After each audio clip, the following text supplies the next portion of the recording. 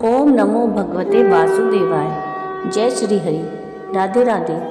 Wisdom channel में आप सबका स्वागत है। आप रसपान कर रहे हैं मार्गशीर्ष मास महात्म की कथाओं का।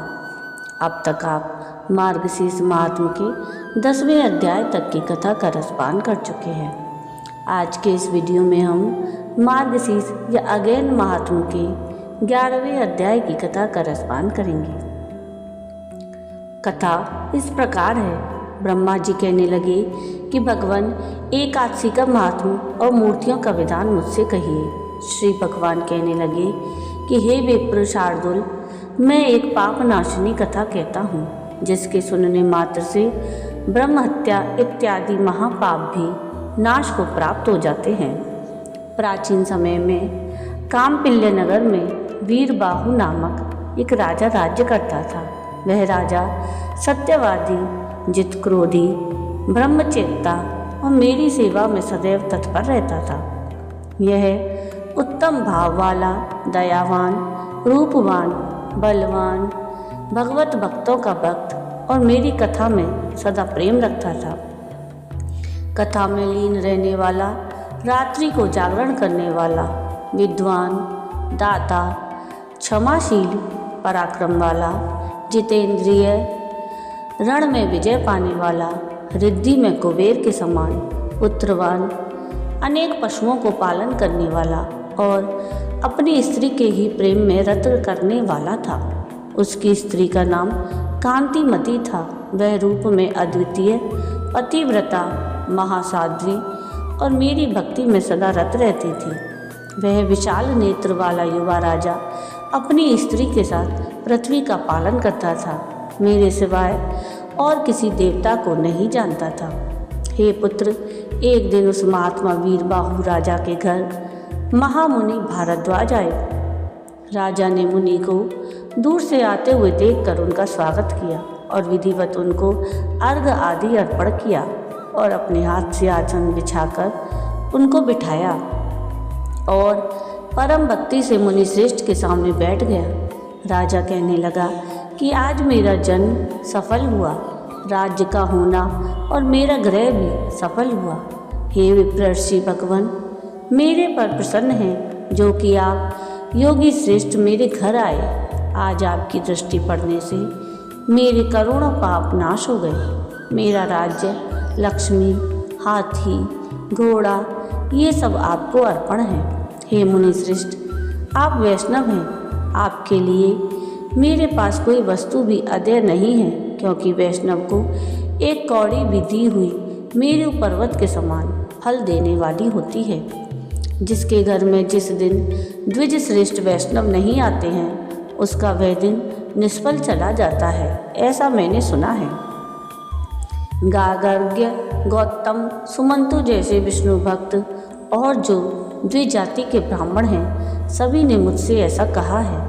जो भगवान के भक्त नहीं है वह पिशाच के समान है, और जो मनुष्य हरि दिन को भोजन करते हैं वे महापातकी हैं।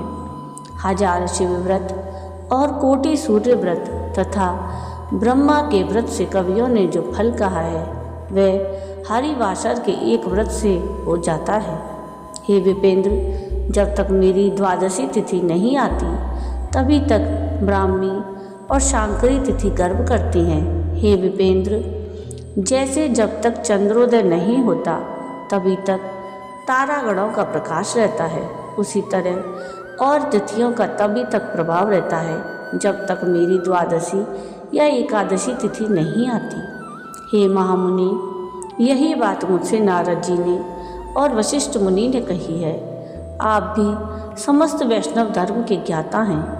भारद्वाज कहने लगे कि हे राजन, आपने बड़ा सुंदर प्रश्न किया है, क्योंकि आप वैष्णव भक्त हैं। वह प्रजा और पृथ्वी धन्य है जिसकी तुम रक्षा करते हो। वन में और तीर्थ में जाकर वास और रक्षा करते हो, और वास करना अच्छा है, परंतु जिस देश का राजा वैष्णव ना हो उस देश में नहीं रहना चाहिए।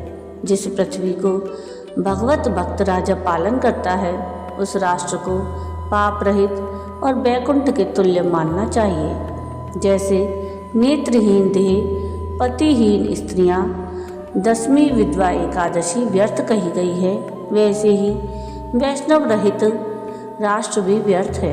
माता पिता का पालन पोषण न करने वाला पुत्र और 10वीं युक्त द्वादशी व्यर्थ है, वैसे ही वैष्णव राजा से रहित राष्ट्र व्यर्थ है। जैसे दान रहित राजा, रस बेचने वाला ब्राह्मण 10वीं एकादशी व्यर्थ है, जैसे दांतहीन हाथी, पक्षहीन पक्षी और 10वीं विधवा एकादशी व्यर्थ है, वैसे ही वैष्णवहीन एकादशी व्यर्थ है। जैसे दान के लिए वेद का पढ़ना, द्रव्य के लिए पुण्य कर्मों का करना, कुशा रहित संध्या, दक्षिणा रहित श्राद्ध, शिखाधारी और कपिला गौ के दूध पीने वाला शुद्ध, ब्राह्मणीगामी शूद्र, स्वर्ण की चोरी करने वाला, जैसे हरि वृक्ष, सूर्य वृक्ष आदि को काटने वाला, मंत्र रहित आहुति, मृत बछड़े की गौ का दूध, केशों को धारण करने वाली विधवा स्त्री, स्नान रहित व्रत, 10वीं एकादशी दूषित हैं, वैसे बिना वैष्णव राजा के राज्य भी दूषित है। जो राजा मधुसूदन भगवान का भक्त है, उसी को श्रेष्ठ लोग राजा कहते हैं। उसी का राज्य नित्य बढ़ता रहता है और प्रजा के साथ वह स्वयं भी सुखी रहता है। हे राजन, आज आपने मुझे देखा, अतः मेरी दृष्टि सफल हो गई। आज मेरी वाणी आपके साथ भाषण करने से सफल हो गई। जहाँ वैष्णव लोगों का रहना हो, वहाँ दूर रहने पर भी जाना चाहिए, क्योंकि उन वैष्णवों के दर्शन करने से तीर्थ स्थान का पुण्य प्राप्त होता है। हे राजन, आज मैंने विष्णु भक्ति में रत पवित्र सदाचारी आपको देखा है। सो हे राजन, आपका कल्याण हो, आप सुखी हों।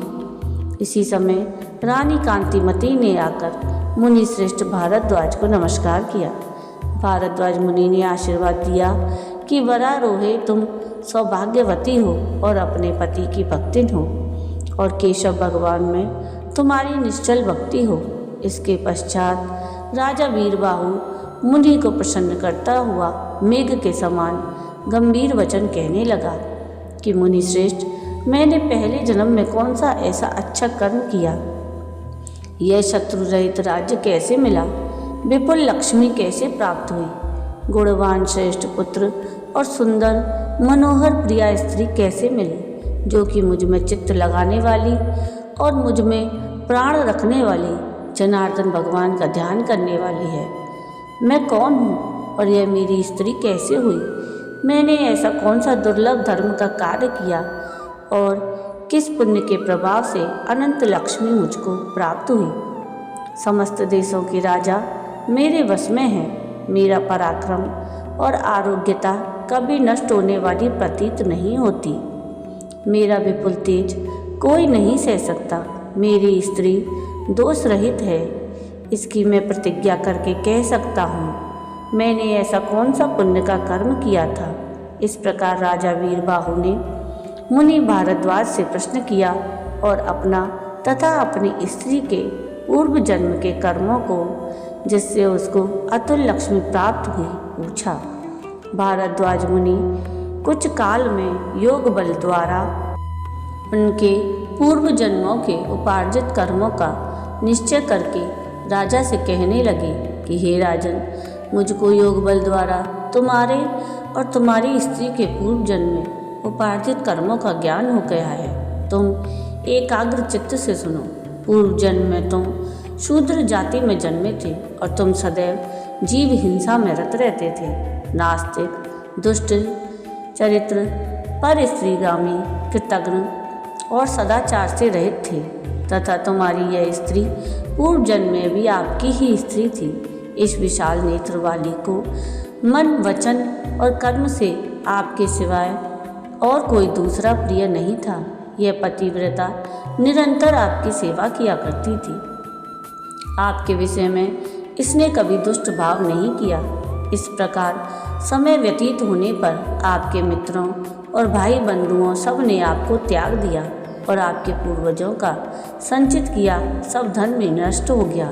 तो आपने खेती बाड़ी का काम आरंभ किया, परंतु पूर्व जन्म के कर्मफल से सब खेती बाड़ी भी खत्म हो गई। सब धन के नष्ट हो जाने और भाई बंधुओं से त्यागे जाने पर इस अत्यंत क्षीण अवस्था में भी इस पतिव्रता ने आपको नहीं त्यागा। तुम सब कर्मों से गिरकर निर्जन वन में चले गए और वहाँ पर जीवों को वध करके आत्मरक्षा करने लगे। इस प्रकार अपनी स्त्री के साथ तुम्हारे पाप वृत्ति करते हुए कई वर्ष बीत गए। एक समय दिशा विदिशा को भूलकर एक देव शर्मा नाम वाले श्रेष्ठ ब्राह्मण वहां आ निकला।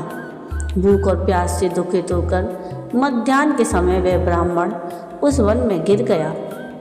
उस दुखी वृद्ध ब्राह्मण को देखकर आपके मन में दया आई और अज्ञातवश पृथ्वी पर गिरे हुए उस ब्राह्मण का हाथ पकड़कर आपने कहा कि हे विप्र, कृपया करके आप मेरे आश्रम को आइए। यह मनोहर फल पुष्पों से युक्त वृक्षों वाला आश्रम और कमलिनी खंड से शोभित जल से पूर्ण सरोवर है।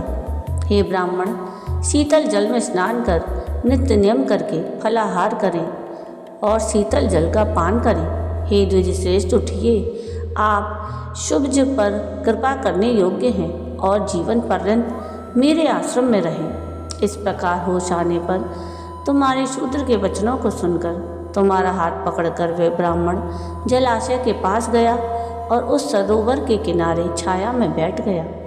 विधि पूर्वक स्नान आदि करके भगवान का पूजन और देवता तथा पितरों का तर्पण किया और सुंदर शीतल जल पिया। उस वृक्ष के मूल भाग में बैठकर उस देव शर्मा ब्राह्मण ने विश्राम किया। इसके पश्चात स्त्री सहित उस शूद्र अर्थात तुमने परम भक्ति से मुनि को साष्टांग प्रणाम किया और उनके समीप बैठकर कहने लगे कि हे विप्रर्षि, हम दोनों स्त्री पुरुषों के उद्धार के लिए अतिथि रूप से आपका आगमन हुआ। आपके दर्शन मात्र से मेरे पापों का नाश हो गया। फिर अपनी स्त्री से कहने लगा कि हे प्रिय, इनके लिए सुंदर स्वादिष्ट कोमल रसयुक्त परिपक्व प्रिय फल लाओ। तब उस ब्राह्मण ने शूद्र से अर्थात तुमसे कहा कि हे पुत्र, मैं तुमको नहीं जानता हूँ, इसलिए तुम अपनी जाति बतलाओ, क्योंकि ब्राह्मण को चाहिए कि अज्ञात का भोजन न करे। शूद्र कहने लगा, हे ब्राह्मण, मैं शूद्र हूँ, आप संदेह ना करें। मैं दुर्जनात्मज और भाई बंधुओं से परित्याग किया गया हूँ। इस प्रकार दोनों के बीच बातचीत जारी रही। तभी शूद्र की स्त्री ने फल लाकर ब्राह्मण को दिए। ब्राह्मण ने उन फलों को रख लिया। सुंदर शीतल जल पीकर विप्र प्रसन्न हो गया। वृक्ष के मूल भाग में बैठने से उसकी सारी थकान दूर हो गई। शूद्र स्त्री सहित भोजन करके उनके पास आकर कहने लगा कि हे विप्र, आपका स्वागत हो। यहाँ आपका आना कैसे हुआ? यह शून्य वन दुष्ट जीवों से व्याप्त, मनुष्य रहित, दुखयुक्त, रात दिन भयानक है। ब्राह्मण कहने लगा कि हे महाभाग, मैं ब्राह्मण हूँ, प्रयाग को जा रहा था। मार्ग का ज्ञान न होने से इस दारुण वन में आ निकला। मेरे पुण्य के प्रभाव से तुम जैसा श्रेष्ठ बंधु मुझे मिला। तुमने मुझको जीवन दान दिया। कहिए, मैं आपका क्या उपकार करूं? इस निर्जन वन में आपका आना कहाँ से हुआ? आप कौन हैं और यहाँ आने का कारण मुझसे कहिए। शूद्र कहने लगा, हे विपेंद्र, राजा भीमसेन की एक सुरक्षित विदर्भ नाम की नगरी है। उस महाराष्ट्र देश में मेरा वास है। मैं जाति का शूद्र और महापापी हूँ। मैंने अपने धर्म को त्याग दिया। सबसे त्यागा जाकर मैं इस वन में चला आया। नित्य ही जीवों का वध करके अपनी स्त्री सहित जीवन निर्वाह करता रहा। मैं इस समय पापों से अत्यंत विरक्त हो गया हूँ। मेरे पुण्य प्रभाव से आप यहाँ आ गए हैं। आप मुझे अपने उपदेश से कृतार्थ करें। आपके उपदेश से स्त्री सहित यमराज को ना देख सकूं। जनार्दन भगवान के सिवाय मैं और कुछ नहीं चाहता। आप मुझ पर कृपा करें। भारद्वाज ऋषि ने राजा वीरबाहु से कहा कि हे राजन, इस प्रकार शूद्र ने परम भक्ति से ब्राह्मण से कहा। देव शर्मा हंसते हुए शूद्र से यह वचन बोले। इति श्री स्कंद महापुराणे मार्गशीर्ष मास महात्म एकादशी महात्म वर्णन 11वां अध्याय समाप्त हुआ। आगे की कथा हम अगले अध्याय में सुनेंगे। आपको आज की ये कथा कैसी लगी मुझे कमेंट करके ज़रूर बताइएगा, और अगर आपको आज की ये कथा पसंद आई हो तो प्लीज़ इसको लाइक शेयर ज़रूर कीजिएगा, और प्लीज़ मेरे चैनल को सब्सक्राइब कीजिएगा और कमेंट में राधे राधे ज़रूर लिखिएगा। वीडियो पूरा देखने के लिए थैंक यू। राधे राधे।